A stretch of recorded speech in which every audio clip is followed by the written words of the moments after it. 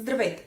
Днес няма да си говорим за конкретно произведение, а ще обсъдим един специален човек, чието изкуство е обходило цялата Земя, или по-точно екраните по цялата Земя, а неговото име е като златен стандарт за анимацията, а филмите, излезли от студиото му, са известни като абсолютни класики.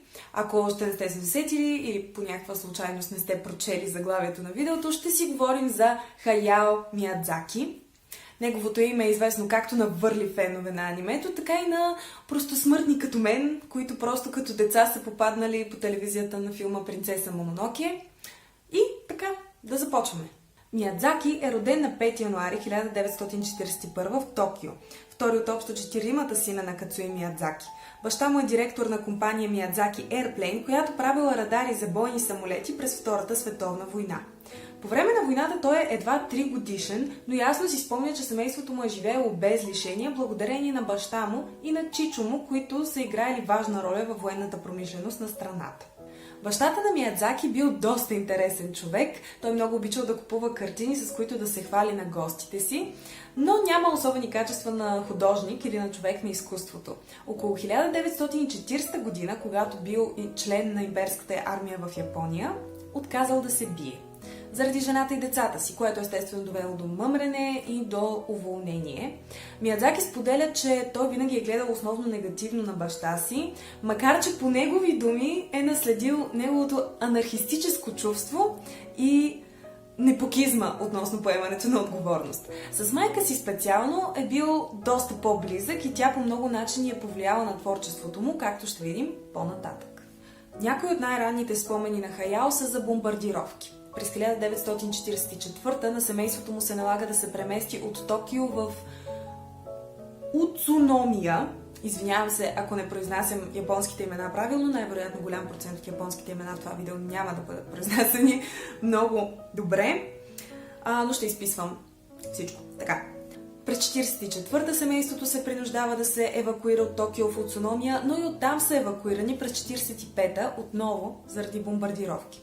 Вече се вижда как ранните спомени на момчето оформят това, около което ще се върти цялото творчество на зрелия режисьор. Като малък, Хаяо е имал проблеми с храносмилателната система, заради което му е казано, че най-вероятно няма да надживее 20 годишна възраст.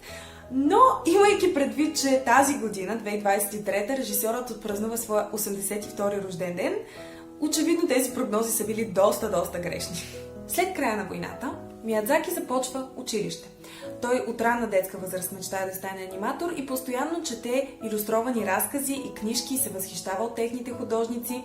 От анимационното кино най-силно впечатление му прави филма "Приказка за белия змей", към който ще сложа линк малко по-долу. Той твърди, че простия и добросъвестен свят във филма събуждат у него желанието да утвърждава света около него, вместо да го отрича. Когато по-късно изпада в труден период и се чуди дали да продължи кариерата си в анимацията, той се вдъхновява от филма "Снежната кралица" на Лева Атаманова и твърди, че този филм му показва как анимационните персонажи могат да бъдат също толкова живи и изразителни, колкото живите персонажи, колкото игралните герои. И че те, както всяка друга форма на изкуство, могат да затрогват зрителя. След завършване на средното си образование, Миядзаки се насочва към университета Гакасшуин, където учи политика и икономика. Там обаче се записва и в местния литературен клуб, което по това време е било най-близкото до комикс клуб, което са имали. В свободното си време той е обичал да ходи при стария си учител по рисуване от средното училище и двамата са обичали да скицират разни неща в кабинета му, да си говорят, да пият, да обсъждат живота, политиката и всякакви такива подобни неща. Миядзаки също е рисувал манга по това време, само че въпреки че е запълнил множество листи с възможни сюжети и картинки, той не е завършил нито една история.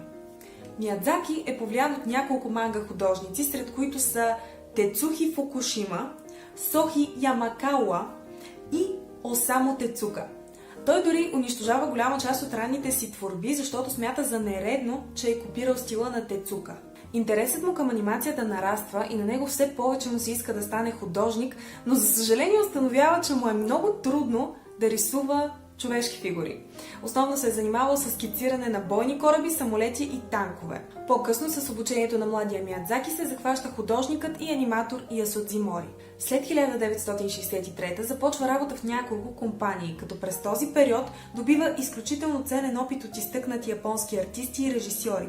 През 1979 му се предоставя възможност да режисира първия си пълнометражен анимационен филм «Люпен. Замъкът на Калиостро». За този проект Миядзаки пътува до студиото на Дисни, където се среща с режисьора Джон Лестър. Лестър е този, който популяризира творчеството на Миядзаки в САЩ и това води до едно от най-значимите партньорства в света на анимацията. Сега ми се иска да обсъдим творчеството на Миядзаки и в тази част няма да споменавам награди, класации или приходи. Иска ми се да ви покажа специфичното послание, което тези филми отправят, а не материалните резултати. Следващият филм е от 1984 и това е Наусика от долината на вятъра. Той се развива в постапокалиптичен свят и ролята на принцеса Наусика е да спре приближаващата война. Този филм включва теми характерни за цялото му творчество, влиянието на човека върху природата, пацифизъм и острото му отношение спрямо войната, феминизъм, любов, сложно изградени противоречиви герои и, разбира се, интерес към самолетното инженерство и полетите.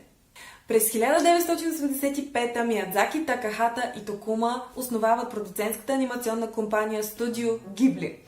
И нейният първи филм е Лапота, замък в небето от 86-та.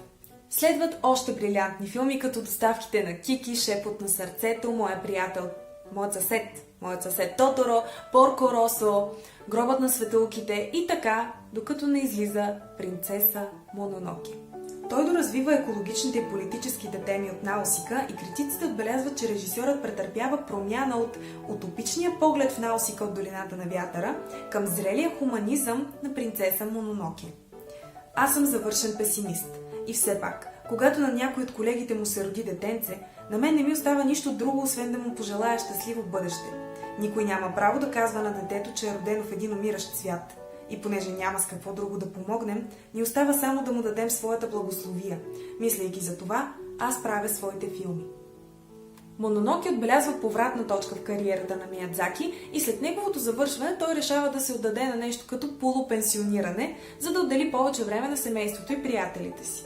Това обаче не продължава дълго, защото точно един от тези приятели го вдъхновява през 2001 да създаде Отнесена от духовете.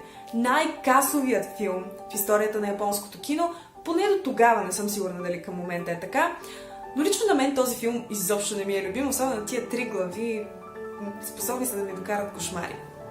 Докато бил на пътуване с семейни приятели и техните дъщери, режисьорът се сетил, че никога до сега не бил правил филм, където 10-годишно момиченце да е пример за подражание.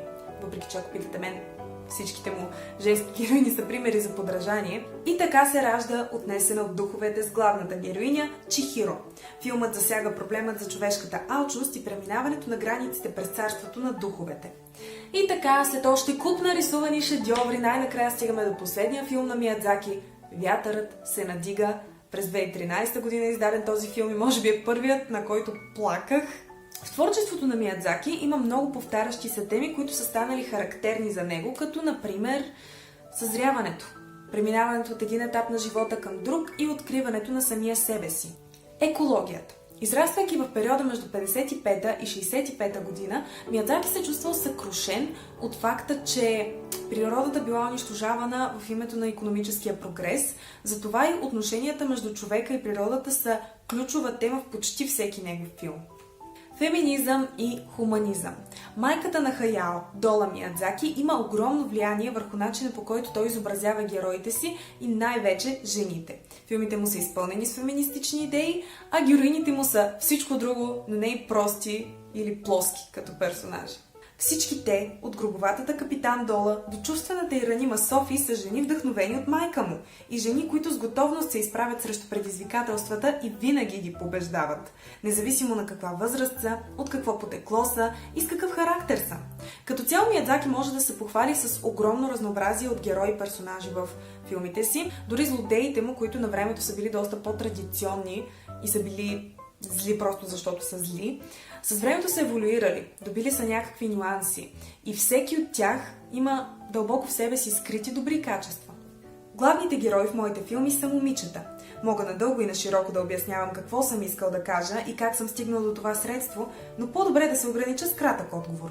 Работата е там, че просто много обичам жените. Друга тема, която често се среща, е навлизането на новите технологии в живота на човека.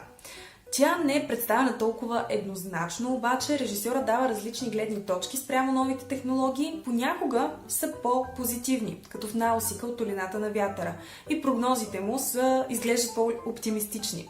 Друг път обаче са негативни, като в Мононоке, и в повечето случаи технологиите са обвързани с някакъв тип магия.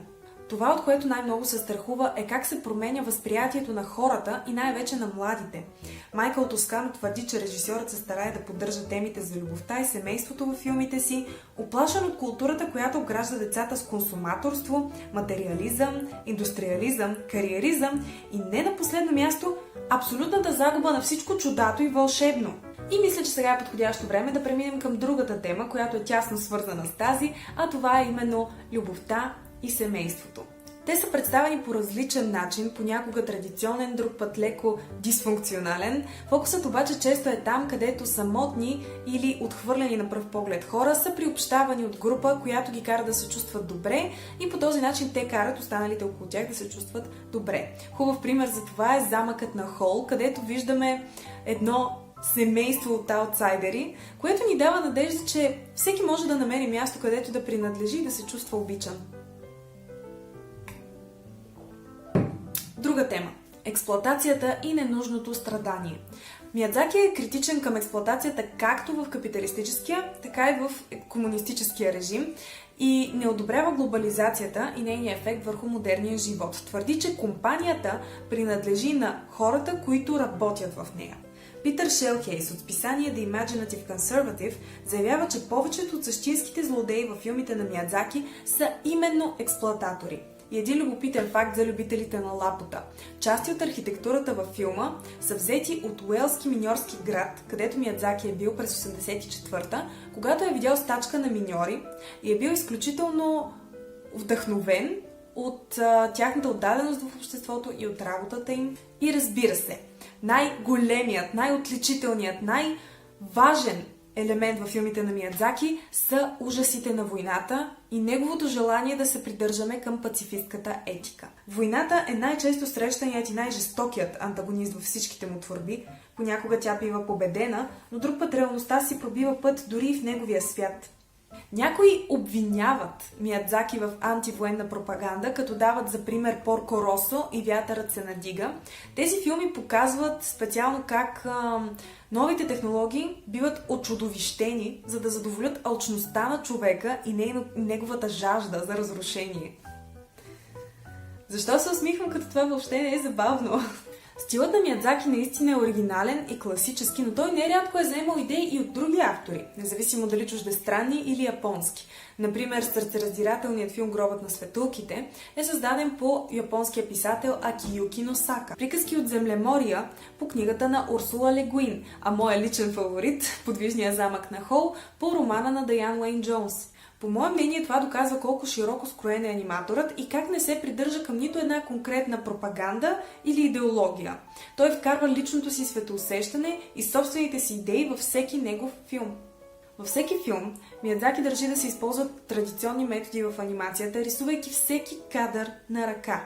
Компютърно генерираните изображения се появяват малко по-нататък, в по-късен етап, след принцеса Мононоке, но той все пак държи да поддържа баланса между ръчния труд и компютърната намеса. Разбира се, че в студиото разполагаме и с компютърен отдел, но пък аз винаги им казвам: старайте се да не работите точно, не се стремете към идеални очертания, с вас създаваме тайна, а тайната никога не е идеална. Сега да обсъдим малко личния живот на Хаяо Миядзаки. Той се жени през 65-та за колежката си Акеми Ота, с която се запознава по време на следването си. Двойката има двама сина – Кейсуке и Горо.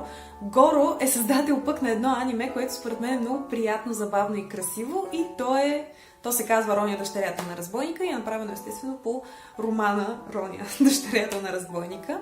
Хаяо твърди, че появата на деца в живота му го е променила и се отразила на творчеството му, тъй като се е стараял да създава неща, които да ги радват.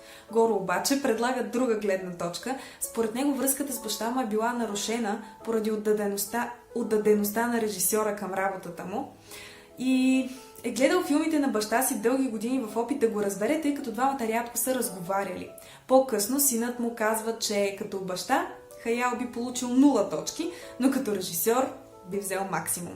Сега, казах ви, че последният филм на Миядзаки е излязъл през 2013 година, обаче изглежда режисьора не е издържал отново да си почива дълго, тъй като съвсем скоро очакваме новото му произведение How Do You Live или с другото му, може би официалното му име, Момчето и чаплата.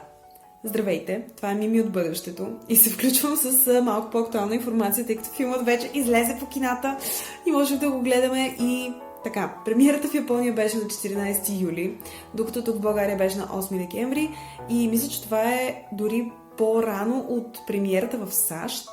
Относно съдържанието става въпрос за адаптация на книга от 1937 година и за гимназист, който се опитва да превъзмогне смъртта в семейството си и който, каква изненада, попада в непознат за него магичен свят. Ще оставя линк долу в описанието и също каквото друго успея да намеря.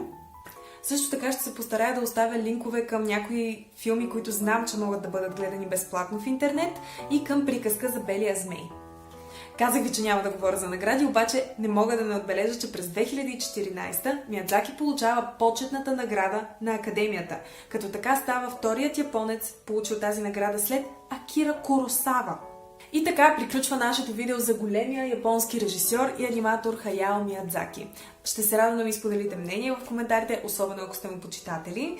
Ако не сте, сега е момента да му станете. Просто идете и си пуснете един филм от голямата му палитра. Дори да се окаже, че не е вашето нещо, дори да се окаже, че стилът или сюжетите не са ви по вкуса, поне ще сте се докоснали до един изключителен художник и разказвач, който прави филмите си за деца, но във всеки от тях има по нещо, което може да попадне в сърцето на всеки възрастен. Благодаря ви, че бяхте с мен и чао!